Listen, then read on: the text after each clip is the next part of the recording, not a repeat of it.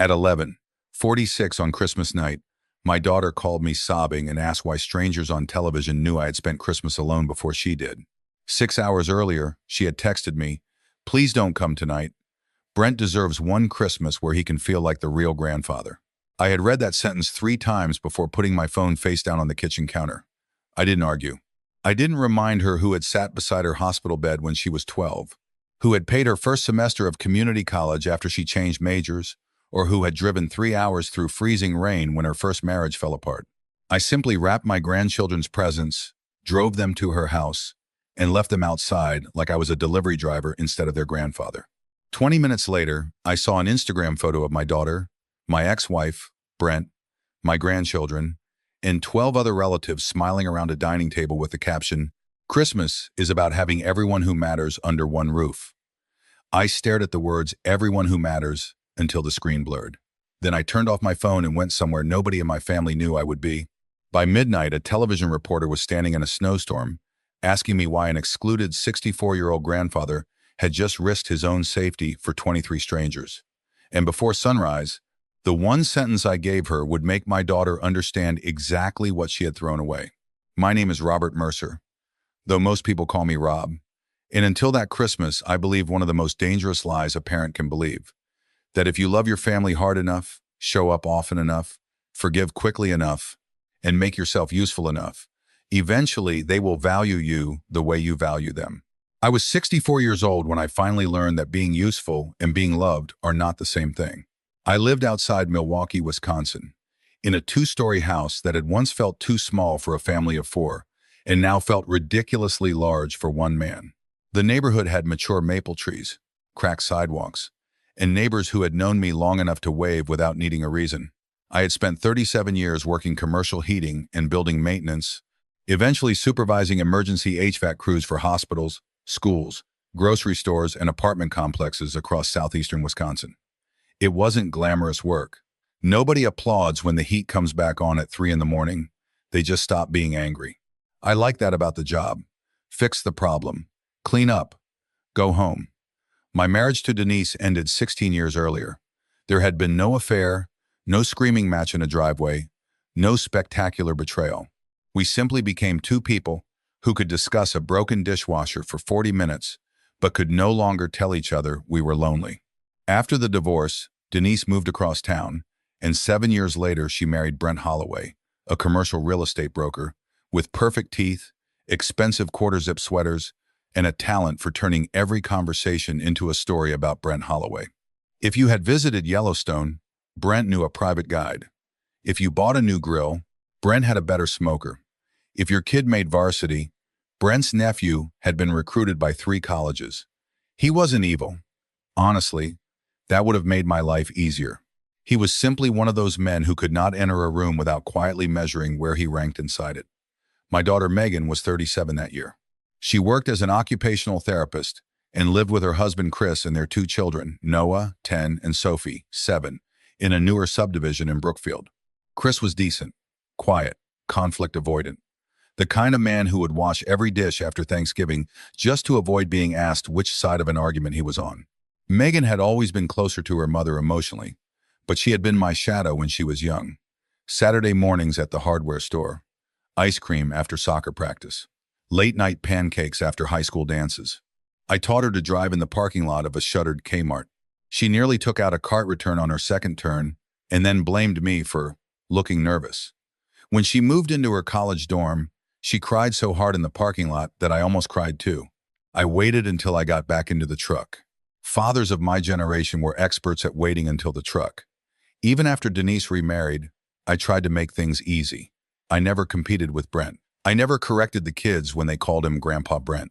I attended birthdays where he gave Noah a new bicycle after I had already bought him one. I smiled through Christmas mornings where Brent made jokes about being the fun grandpa while I was on the floor assembling toys. I even took pictures of him with the kids when Megan asked. I told myself maturity meant swallowing whatever didn't actually need to become a fight. The problem with swallowing things for years is eventually everyone forgets you have a throat. The Christmas trouble started 3 weeks before the holiday in a family group text called Holloway Mercer Christmas, a name Brent had apparently chosen himself. Megan posted the schedule. Christmas Eve appetizers at 4. Dinner at 6. Presents at 7:30. Family photo before dessert. I stared at the message and smiled because Sophie had added 14 Christmas tree emojis underneath it. I typed, "What can I bring?" Denise answered immediately. "You always make that cranberry orange thing." I wrote, "Done." Megan sent a heart. Nothing seemed unusual. 2 days later, she called me while I was repairing the loose railing on my basement stairs. "Dad, can I ask you something without you getting upset?" There is no sentence in the English language more capable of guaranteeing that a person will get upset. I set my screwdriver down. "You can ask me anything. It's about Christmas." "Okay." She hesitated. "Mom says Brent has been feeling pushed aside." I actually looked around my empty basement as though someone might be there to explain what that meant. Pushed aside by who? Not by anyone specifically. "Then I'm already confused." She sighed. "Dad, I'm listening. He's been part of the family for 7 years. The kids love him, Mom loves him, but holidays are still awkward." I leaned against the workbench. "Awkward how?"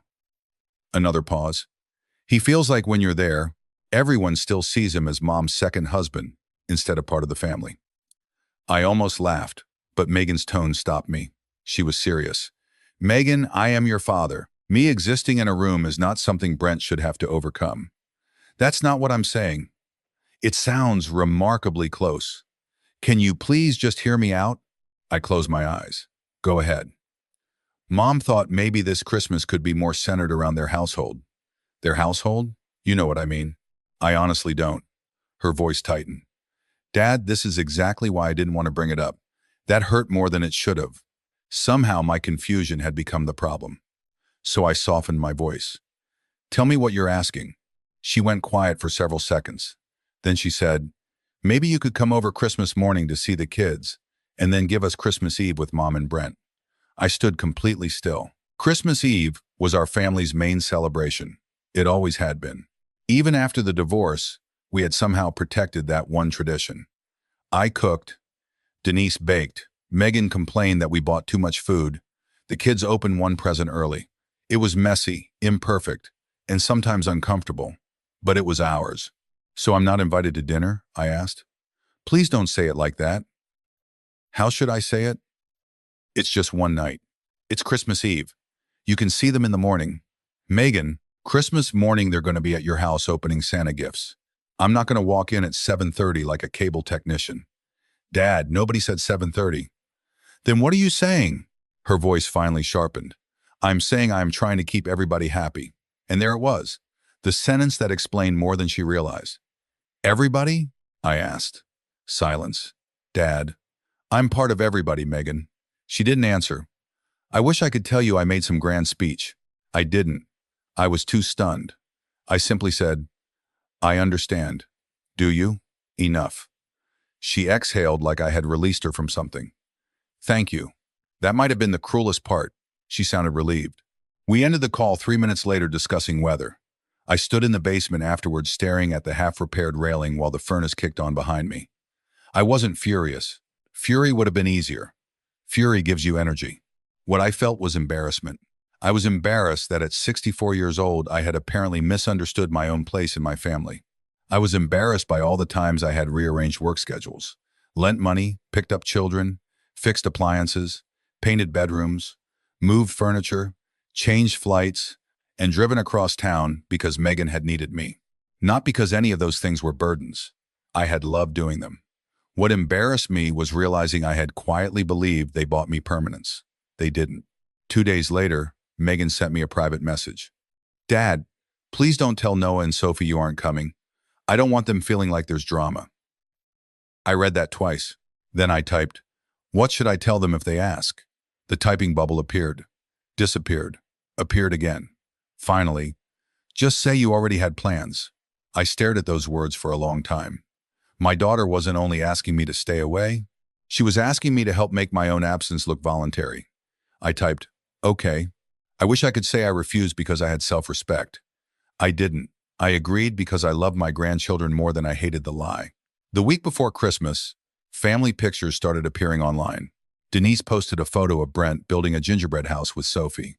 "Grandpa duty," the caption read. Megan posted a picture of Brent and Noah carrying a Christmas tree into the garage.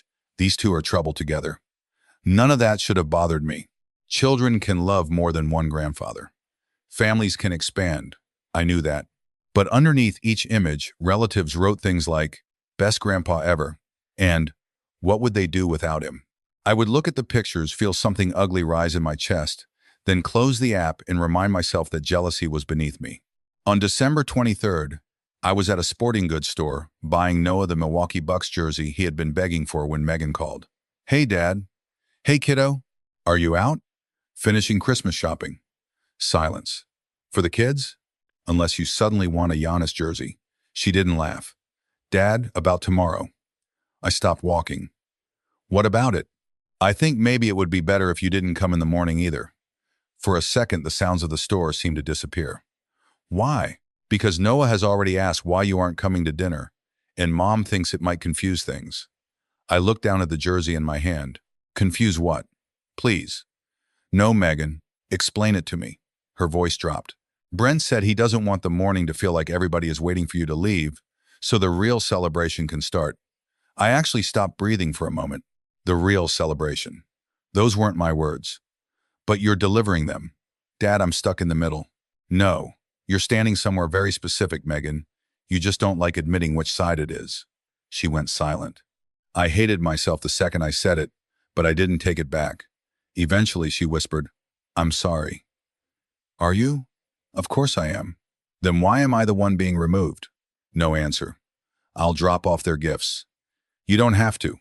"I know." "Dad, Merry Christmas, Megan." I hung up before she could say it back. I stood in the store holding that jersey while people moved around me carrying gift bags and laughing and complaining about checkout lines. A little boy nearby was asking his father for candy. Somewhere over the speakers, Bing Crosby was singing about a white Christmas.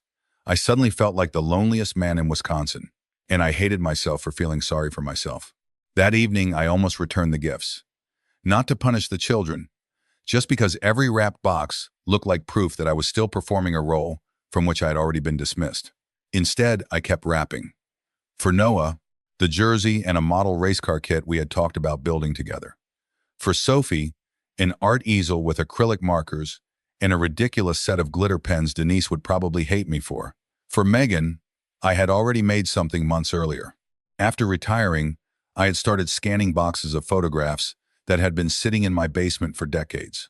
I found pictures from Megan's childhood that she had never seen. Her sleeping on my chest at 6 months old. Her first day of kindergarten. The summer she insisted on wearing purple rain boots every day, including to the county fair in 90-degree heat. Her high school graduation. The day she introduced me to Chris. The hospital photo after Noah was born, when she looked exhausted and terrified and happier than I had ever seen her. I printed 42 photographs and put them into a simple linen album. On the last page, I wrote one sentence: "You never have to earn your place with me." When I wrote it, I thought it was a father's message to his daughter. By Christmas Eve, it felt almost cruelly ironic. The next afternoon, snow started just before 2. Nothing dramatic at first. Fine dry flakes drifting sideways under a gray sky. Wisconsin snow, normal. I loaded the gifts into my old dark green Ford F-150 around 3:30. Megan's neighborhood was 25 minutes away. The closer I got, the larger the houses became, and the more elaborate the decorations. Giant inflatable snowmen, rooflines traced in white lights, perfect wreaths, families arriving in SUVs. When I turned onto Megan Street, I could already see cars packed along both curbs. Denise's Lexus was in the driveway. Brent's black Mercedes was parked beside it.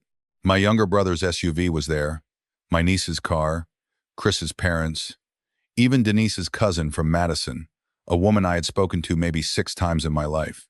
Apparently, the intimate family Christmas from which I had been removed required 19 people. I parked half a block away because I didn't want anyone watching me unload. Snow collected on my shoulders as I carried the gifts toward the house. Through the front windows, I could see people moving around. Warm yellow light, a fire in the fireplace. Sophie ran past wearing a red dress. Noah was holding something over his head while Brent chased him. I stopped at the edge of the driveway. My body wanted to walk to the door. Every instinct built across 37 years of fatherhood told me to knock, to smile, to make it easy, to say I was only there for a minute, to prove I wasn't difficult. Then I remembered Megan asking me to pretend I had other plans. So I walked up the porch steps, placed the gifts beside a decorative wooden sled, and turned around. The door opened before I reached the driveway. "Grandpa!" Sophie screamed. Every muscle in my body froze. I turned. She stood in the doorway in fuzzy white socks, her face lighting up. "You came." Behind her, Megan appeared. The happiness on Sophie's face vanished from Megan's expression, like someone switching off a lamp. She looked at me, then at the gifts, then over her shoulder into the house. "Dad." Just one word, but I heard everything inside it. "Why are you still here?" "Merry Christmas, Peanut," I said to Sophie. She ran down the porch and hugged me around the waist. I dropped one hand to her hair. "Are you staying?" she asked. I looked at Megan. Her eyes were pleading. Not for me to stay, for me to protect the lie. I forced a smile. "Not tonight. Grandpa has somewhere he needs to be." Sophie frowned. "Where?" "Helping some people." At the time, that wasn't true. I had nowhere to be. "Can I open mine now?" she asked. "Tomorrow." "Promise?" "Promise." Noah appeared behind Megan. "Grandpa, is that my jersey?" "Maybe." He grinned. Then Brent's voice came from inside. "Who is it?" Nobody answered immediately. I saw Megan's face tighten. I kissed Sophie's head, lifted a hand toward Noah and said, "Have a good Christmas." "Dad," Megan whispered. I looked at her. For 1 second, I thought she might change her mind. "Tell me to come inside. Tell Brent to deal with his feelings like a grown man. Tell everyone that her father was staying." Instead, she said, "Drive safe." I nodded. "Always do." Then I walked away. That should have been the lowest point of the night. It wasn't. At 5:40, sitting alone at my kitchen island eating reheated chili, I made the mistake of opening Instagram. Megan had posted a carousel of Christmas pictures 12 minutes earlier. The first showed the entire family lined up in front of the fireplace. Brent stood in the center with Denise, Megan and Chris beside them. Noah and Sophie in front, my brother and his wife, Chris's parents, cousins, aunts. Everyone dressed in red, green, navy, and cream, like somebody had coordinated a catalog shoot. The caption read, "Christmas is about having everyone who matters under one roof, feeling blessed beyond words." I stopped chewing. It sounds silly when I say it now. It was a social media caption, probably written without much thought, maybe copied from somewhere. But those 4 words, "everyone who matters," went through me with surgical precision. I zoomed in on the picture even though I don't know why. Brent's arm was around Noah. Sophie was sitting on his knee. Megan was smiling. Nobody looked conflicted. Nobody looked like someone was missing. The family had not merely continued without me. They looked complete. I set my phone down and pushed the bowl away. For almost an hour, I sat in the living room under the glow of a Christmas tree I had decorated out of habit. At 64, I had no interest in dramatic revenge. I didn't post anything. I didn't comment on the photograph. I didn't call Megan. I didn't send a guilt-filled message to my brother. I just sat there and accepted something I should have accepted years earlier. I had spent too much of my life volunteering for emotional jobs nobody had actually hired me to do. Peacemaker, backup plan, emergency babysitter, handyman, lender, airport driver, the father who never made things difficult, the man who would understand. Around 7, my phone buzzed. I almost ignored it. It was a text from Harbor House, a neighborhood warming center operating out of an old Lutheran church near downtown Milwaukee. I had been volunteering there since retirement. The forecast had worsened. Wind chills were dropping fast. Several heating outages had been reported, and they needed extra hands. "Can anyone help tonight?" the coordinator asked in our group chat. I looked around my silent house. Then I typed, "I'm coming." I changed into work boots, grabbed my old Carhartt coat, and left. The roads were getting slick, but nothing I hadn't driven in hundreds of times. Harbor House was crowded when I arrived. Families from an apartment building with a failed boiler. 2 men who normally slept under an overpass. An elderly couple whose furnace had quit. A young mother with 3 kids, and nowhere safe to go until morning. Nobody there cared whose Christmas photograph I had been removed from. They cared whether there was coffee, whether the folding cots had blankets, whether somebody could fix the bathroom exhaust fan that sounded like a helicopter. For 3 hours, I made myself useful. Real useful. Not the kind where you hope usefulness earns affection. I brewed coffee, Hall donated coats from storage, repaired a tripped breaker, helped a little boy tape one side of a cardboard box shut so he could turn it into a fort, and listened to an 82-year-old man named Walter complain that modern Christmas music had no dignity. At 10:20, our coordinator, Sheila, pointed toward the back window. You planning to drive in that? Snow was coming down hard now. I've seen worse. Every Wisconsin man says that 5 minutes before he gets stuck. Then I'll call you so you can say I told you so. I won't answer. I laughed, put on my coat, and headed out. I never made it directly home. Roughly 12 minutes later, approaching an overpass near West Allis, I saw brake lights scattered across the road ahead. A shuttle bus had slid sideways near an intersection. A second vehicle had spun into a snowbank. Cars were slowing badly. I pulled onto the shoulder, switched on my hazards, and called 911 before getting out. The shuttle belonged to a senior living community. I learned later that 23 residents and 2 staff members had been returning from a Christmas choir service. The bus itself had not rolled, but its rear wheels were stuck off the roadway, and the front end sat dangerously close to traffic. One window had shattered. Several passengers were frightened. One older man had hit his forehead. The driver was trying to keep everyone calm while also communicating with emergency dispatch. I climbed aboard only after confirming there was no immediate fuel leak or fire risk. My name's Rob, I said. Fire and rescue are coming. Nobody needs to be a hero tonight. We're staying put until they tell us what to do. A woman near the front looked at my work jacket. Are you a firefighter? No, ma'am. Police? No. She looked worried. Then why should we listen to you? Because I'm old enough to know that wandering around on an icy highway is usually a terrible idea. 3 people laughed. That helped. Panic is strange. Sometimes one laugh can loosen its grip. I moved through the aisle checking if anyone needed immediate help. The elderly man with the cut was alert. Another woman was having trouble catching her breath, and one staff member had her inhaler ready. Then I noticed something outside that bothered me. The bus had stopped near the service side of a small commercial building. Snow had piled around an exterior mechanical unit, and a low exhaust vent was nearly blocked. That wasn't directly threatening the bus, but a second problem was. One of the cars that had spun out had struck a utility enclosure near the edge of the property. I couldn't tell what had been damaged from where I stood. After decades around commercial systems, I had learned never to assume a bent utility cabinet was harmless. When firefighters arrived, I immediately pointed it out. They inspected the area, confirmed a damaged gas meter, and ordered everyone kept away from that side until the utility company could isolate it. One firefighter later told a reporter that my warning had probably prevented several well-meaning passengers from climbing out directly into the wrong area. I didn't save 23 people. That's what the internet eventually said. Because the internet likes clean stories. Firefighters, EMTs, police, utility crews, and the bus driver did the real work. I simply noticed something and spoke up. But that night, in blowing snow, cameras did not care about nuance. A local television crew arrived after hearing emergency traffic. They filmed firefighters helping residents onto another heated vehicle. I helped an older woman named Marjorie across an icy stretch because she refused to let the firefighter waste his back, lifting her. Halfway across, my boot slipped.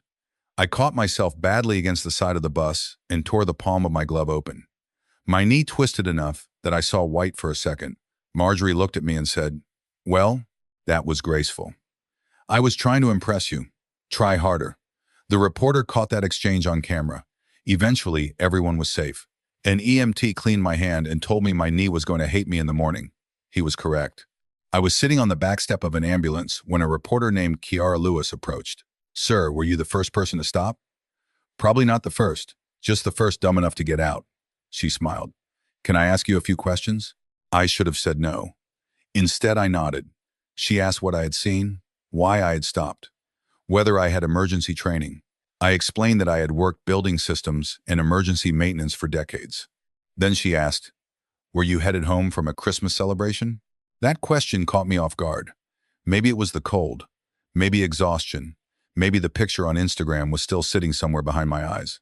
I shook my head. "No. Working tonight? Volunteering at a warming center.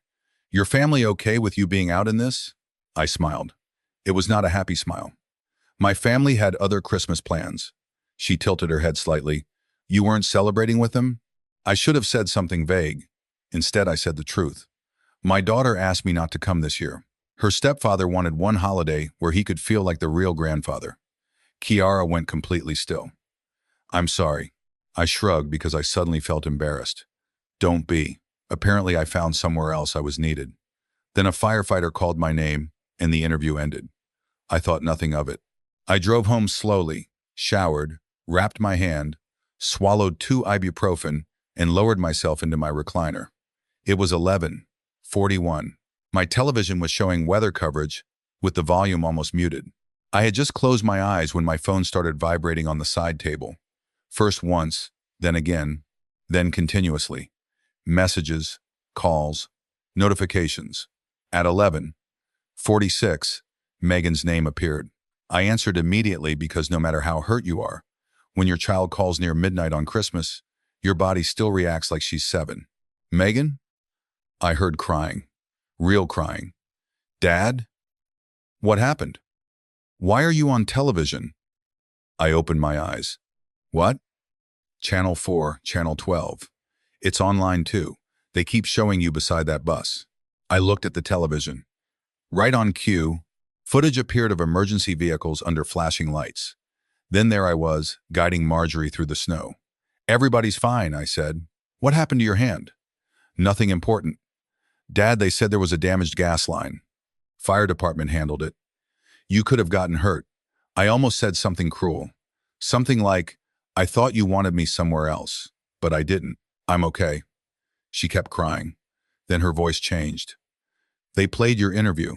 My stomach dropped. What interview? The reporter asked why you weren't with your family. I closed my eyes. Oh, Dad. Silence. I didn't know you would say that. That sentence did something to me. Not anger exactly. Clarity. I didn't know anyone would ask. She started to say something and stopped. I could hear voices behind her. Brent, Denise, maybe Chris. Everyone is seeing it, she whispered. I didn't control that. I know. Another pause. Why didn't you tell me you were going to the warming center? I looked at the dark Christmas tree across the room. You told me not to come to your house, Megan. I didn't realize I needed to submit my alternate plans. She inhaled sharply. I didn't mean it like that. I know. Dad, please. Megan, it's almost midnight. You're upset. I'm tired. Everybody is safe. Go be with your kids. Can I come over tomorrow? I looked at my bandaged hand. We'll talk. Dad. Merry Christmas, sweetheart. She started crying harder. Merry Christmas, Dad. After we hung up, Denise called. I let it ring twice before answering. Rob. Denise. Are you okay? Apparently I'm famous. She didn't laugh. Megan is devastated. I stared at the television as footage of the bus played again. I imagine she's embarrassed. That isn't fair. What part? She feels horrible. Good. The word escaped before I could stop it. Denise went silent. I sighed. I don't mean good that she's hurting. I mean maybe feeling something is appropriate. Rob, none of us expected. Expected what? That I would tell the truth if someone asked where my family was? You know this was complicated. No, Denise. It was uncomfortable. Those are different things. She breathed out slowly. Brent never meant to replace you. For the first time that night, I laughed. Quietly. Then asking me to disappear was an unusual strategy. She didn't answer. Good night, Denise. Brent called 9 minutes later. I stared at his name until the ringing stopped. Then he called again. I answered the second one. Rob. Hey, hell of a night. You could say that. First off, glad you're okay. Thanks. Second, Megan is really torn up. I said nothing. Brent hated silence. I knew he would fill it. I think there's been a misunderstanding. There it was. About which part? Christmas. The family thing. I never said you shouldn't see the kids. You said you wanted one Christmas where you felt like the real grandfather. Silence. Megan told you that? Word for word. That wasn't exactly Brent. I rubbed my forehead. I'm too tired for a revised edition. He went quiet. I didn't want you humiliated. That made me smile without humor. Then you should probably stop talking. I ended the call. The next morning the story exploded. Not because of the rescue itself. Milwaukee saw winter emergencies every year. What spread was the 11-second clip at the end of my interview. My daughter asked me not to come this year. Her stepfather wanted one holiday where he could feel like the real grandfather. Then my tired little shrug. Apparently I found somewhere else I was needed. By 9 in the morning, strangers had shared it tens of thousands of times. By noon, national accounts had reposted it. Comments flooded in from adults who had spent holidays alone after divorce, widowers whose children stopped inviting them, grandparents pushed aside by new spouses, parents who had spent decades being the reliable one until reliability became invisible. Plenty of people criticized Megan. Some attacked Brent. A few said I was manipulative for mentioning it publicly. I hated all of it. I did not want my daughter destroyed by strangers. I posted one statement on my nearly abandoned Facebook page. My daughter is a good person who made a decision that hurt me. Please do not harass my family. The people who deserve attention are the emergency crews and volunteers who work through the storm. That statement went viral too, which felt like punishment for trying to make things less viral. At 10:30, my doorbell rang. I expected a reporter. It was Megan. She stood on my porch in jeans, boots, and no makeup. Her eyes were swollen. "Can I come in?" I stepped aside. She walked into the house and immediately saw the untouched Christmas decorations. The single coffee cup beside the sink. The blanket folded over the recliner. Ordinary things. Somehow they seemed to hit her harder than television. "Where are the presents?" she asked. "At your house. The kids opened them." "Good." Her mouth trembled. "Sophie cried when she saw the art set." I nodded. Megan reached into her purse and pulled out the linen photo album. "I found this after everyone left." I said nothing. She opened it near the end. On the final page was my handwritten sentence. "You never have to earn your place with me." Megan pressed her lips together and looked away. "Dad, I am so ashamed." I leaned against the kitchen counter. "I'm not interested in making you ashamed." "Then what are you interested in?" I thought about it. "Not doing this anymore." "Doing what?" "Making myself smaller so everyone else can stay comfortable." Tears slid down her cheeks. "I didn't realize that's what I was asking." "That's because I've spent years making it look easy." She wiped her face. "I thought you could handle it." That sentence stopped me. "Exactly." She looked confused. "What?" "That's exactly the problem, Megan. Everybody thinks the strongest person in the room is the safest person to hurt." Her face collapsed. She covered her mouth. I waited. Not coldly, not triumphantly. I hated seeing her cry. But rescuing her from the consequences of hurting me would have been just another version of the same pattern. Eventually she whispered, "Mom said Brent felt like he would never really belong as long as you were always there. And you believe the solution was less of me?" "I thought it was one Christmas. You also asked me to lie to my grandchildren." She looked down. "I know. You let me deliver presents to a porch full of people who were invited into your home while I wasn't." "I know. And then you posted that everyone who matters was under one roof." She flinched as if I had slapped her. "Oh, God." "Yeah, Dad, I swear I didn't mean that about you. I copied that caption from something." "I believe you." She stared at me. "You do. That's what makes careless things painful, Megan. Sometimes nobody even bothers meaning them." She cried quietly for another minute. Then she said, "Tell me how to fix this." "I can't." "What do you mean?" "There isn't a task list. You don't apologize on Thursday and get the old version of me back on Friday." "I don't want the old version." "Good," because he was exhausted. That actually made her laugh through her tears. Barely. She stepped closer. "Can I hug you?" "I appreciated that," she asked. I nodded. She wrapped her arms around me, and for 1 second she was 8 years old again, clutching me after falling off a bicycle. I hugged her back. I love my daughter. Nothing that happened changed that. But love is not the same thing as unlimited access.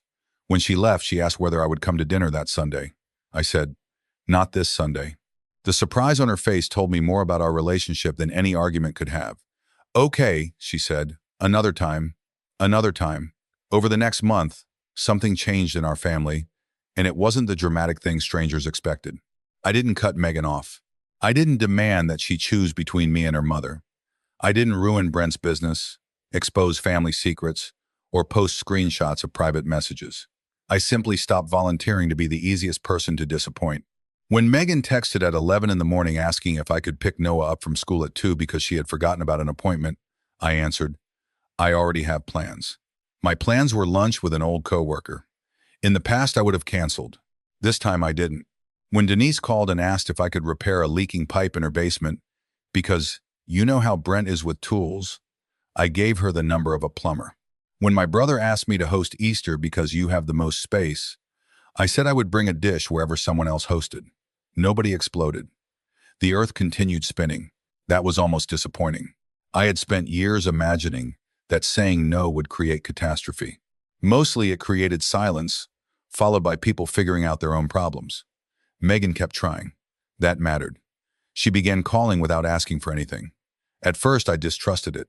Then I noticed she was doing something new. She listened. Really listened.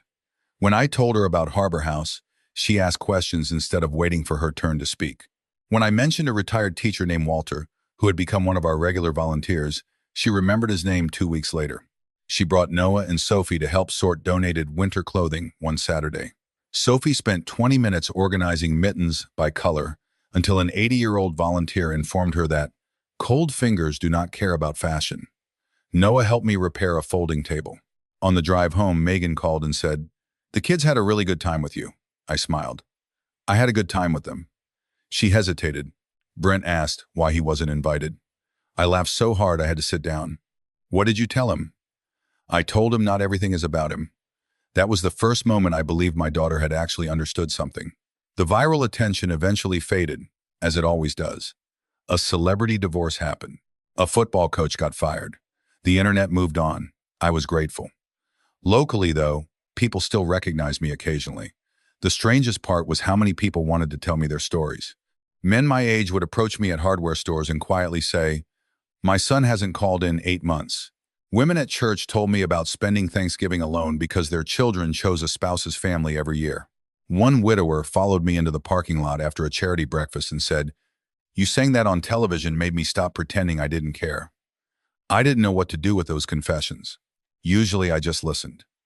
In February, Harbor House organized a fundraising dinner for expanding its emergency shelter space.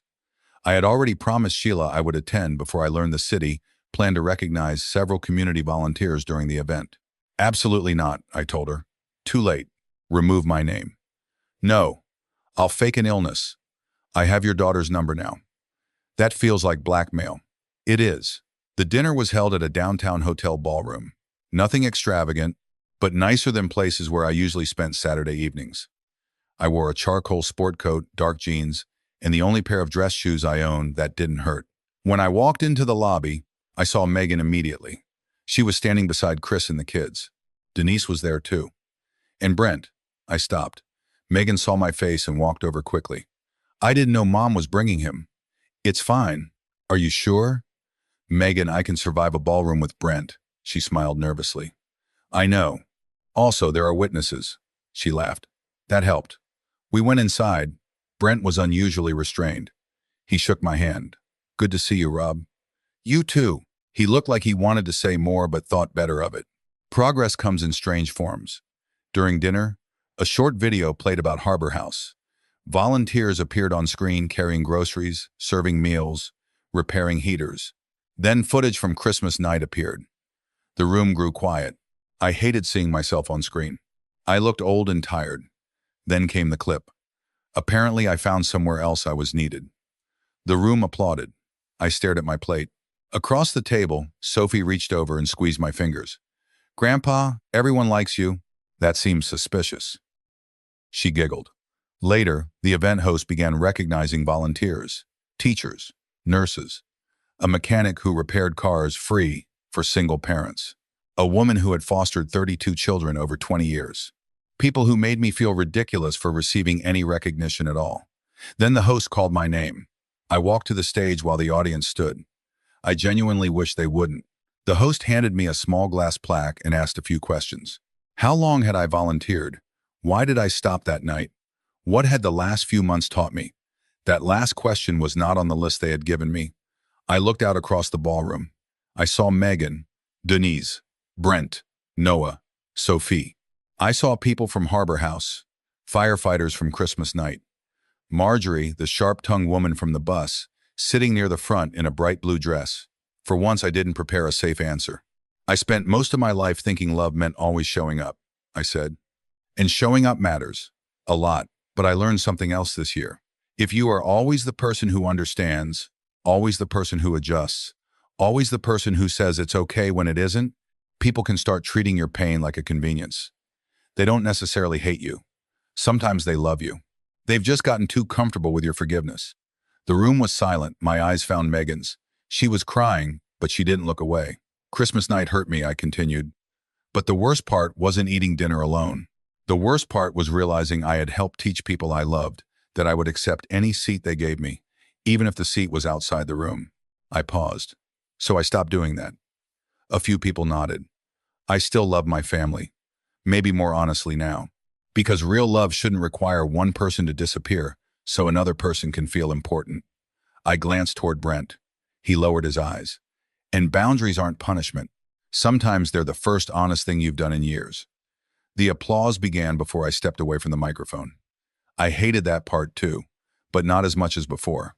When I left the stage, Megan met me near the ballroom doors. Dad. I stopped. She hugged me. Then she said something I had never heard from her before. You don't have to tell me it's okay. I looked at her. What? Whenever I apologize, you always end up comforting me. You tell me it's okay because you don't want me to feel bad. I don't think you should do that this time. I felt my throat tighten. It isn't okay. She nodded through tears. I know, but I believe you're sorry. I am. That matters. She wiped her face. Will you come to Easter? I smiled. Who's hosting? Me. Is there a chair for me? She laughed. Dad, there is an entire chair with your name on it. That sounds tacky. Sophie made a sign. Then I suppose I have no choice. Easter was different. Not magical. Different. When I arrived, Sophie had taped a piece of construction paper to one chair that said Grandpa Rob's seat do not steal in purple marker. Brent was already there. He saw the sign and gave me a small smile. Guess that settles it. Apparently. During dinner, nobody performed a happy family for photographs. Phones stayed mostly off the table. Denise and I disagreed about potatoes. Chris burned the rolls. Noah spilled lemonade. Sophie got frosting on her sleeve. It was imperfect, noisy, and real. At one point, Brent asked if I wanted another beer. I said yes. He brought it without making a speech. A few months later, he asked if we could talk. We met at a diner near Wauwatosa. He arrived early, which surprised me. For several minutes, we talked about nothing. Weather, baseball, the price of everything. Finally, he folded his hands. I owe you an apology. I waited. I was jealous of you. I had expected excuses. Not that. Why? Because you didn't have to try. I frowned. Try at what? Being their family. He looked embarrassed. I bought things, hosted things, paid for trips, tried to be the fun grandfather. And then you'd walk in wearing some old flannel shirt, and Sophie would climb into your lap because you knew the name of her stuffed rabbit. Despite myself, I smiled. Mr. Pickles. Exactly. I had no idea what the rabbit was called. He rubbed his forehead. I thought if I could get one holiday where I wasn't competing with you, I'd finally feel like I belonged. Brent, you were the only person competing. I know that now. I let the silence sit between us. You hurt me. I know. You hurt Megan too. His face tightened. I know. And I'm not going to pretend it disappeared because you bought me coffee. He nodded. I'm not asking you to. That mattered. We were never going to become best friends. I didn't need that. We became two men capable of occupying the same family without demanding that one of us shrink. Honestly, that was enough. Summer came, then fall. Life became wonderfully ordinary again. I built the model race car with Noah. Sophie painted a portrait of me that gave me one enormous ear and no visible neck. Megan framed it. I told her that seemed hostile. She said it was accurate. Every few weeks, she and I had breakfast together, just the two of us. Sometimes we talked about Christmas. Mostly we didn't. One morning she admitted, I think I used you as the safe parent. What does that mean? Mom gets angry, Brent gets defensive. You get quiet. So whenever somebody had to be disappointed, I picked you. I stirred my coffee. Because you knew I wouldn't leave. Her eyes filled. Yes. I nodded slowly. That's a hard thing to hear. I know, but it's probably true. I'm sorry. I know. Then we ate pancakes. That may sound anticlimactic. It wasn't. Healing often looks disappointingly ordinary from the outside. Nobody plays music. There is no dramatic embrace in the rain. Two people tell the truth over pancakes and decide to keep showing up differently. By November, people had already started asking about Christmas. The family group chat returned, but this time Megan named it simply Christmas. No Holloway, no Mercer, no competing surnames. Her first message read, Christmas Eve at our place. Dinner at 6. Everyone is welcome. Dad, Sophie says you're responsible for cranberry orange sauce because apparently nobody else knows how to make it correctly. I stared at the message for a moment, longer than necessary. Then another text arrived privately from Megan. And just so I'm clear this time, I want you there. I smiled. I'll be there. That Christmas Eve, I walked through Megan's front door carrying a casserole dish and 2 bags of presents. Nobody made a ceremony of my arrival. That was perfect. Noah shouted from the basement. Sophie hugged me. Chris handed me a beer. Denise told me I was late even though I was 11 minutes early. Brent was carving ham badly. I took the knife away from him before he destroyed it. At dinner, there was a construction paper card on my chair again. This time, Sophie had written, Grandpa Rob, permanent seat. I sat down and looked around the table. Not because I needed proof that I mattered. That was the difference. A year earlier, I had believed that chair gave me value. Now I understood I had value before I entered the room. The chair was simply a chair. Love was simply love. And neither should ever require begging. After dinner, Megan posted one photograph online. No polished outfits, no coordinated poses. Brent was blinking. Denise had a fork in her hand. Noah was laughing at something outside the frame. Sophie had chocolate on her face. I was in the corner holding a coffee cup. The caption contained only 5 words. Grateful, we're all here. I liked that one, but the most important change had nothing to do with Christmas. My life became larger. I volunteered more. I joined a group of retired tradesmen who repaired homes for elderly residents.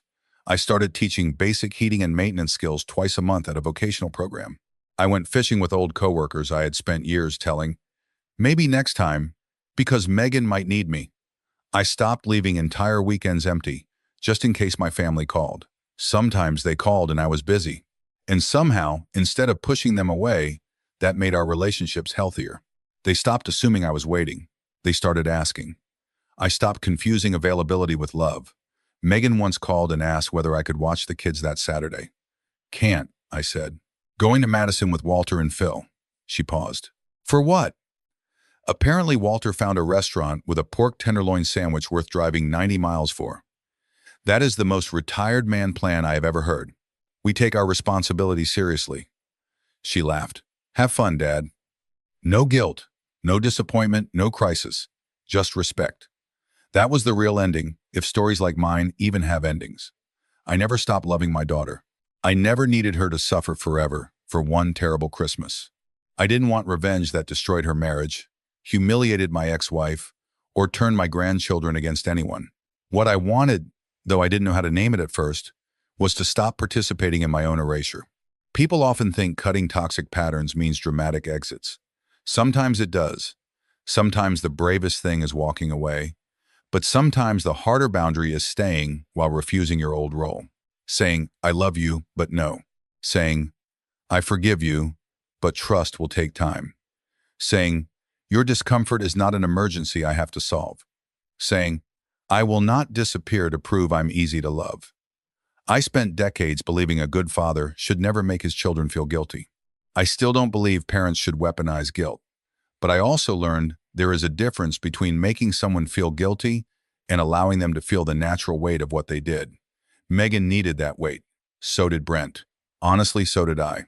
Because I needed to feel the full weight of how little I had been asking for myself. The television story faded. The award went onto a shelf in my basement where it collects dust beside old softball trophies and a broken thermostat. I keep promising myself I'll throw away. Strangers eventually stopped recognizing me. Life returned to normal, but I didn't. I became a little harder to use and a lot easier to respect. I became less afraid of empty rooms. I learned that spending one Christmas alone is painful, but spending years surrounded by people while quietly accepting that your feelings come last is lonelier. And I learned something I wish I had understood at 40 instead of 64. Being the person everyone can count on does not mean you have to be the person everyone is allowed to take for granted. So here's the question I still argue with myself about, and I'm curious what you would have done in my place. If your own child asked you to stay away from Christmas so a step-parent could feel more like real family, would you forgive them and slowly rebuild the relationship like I did? Or would that be the moment you finally walked away for good?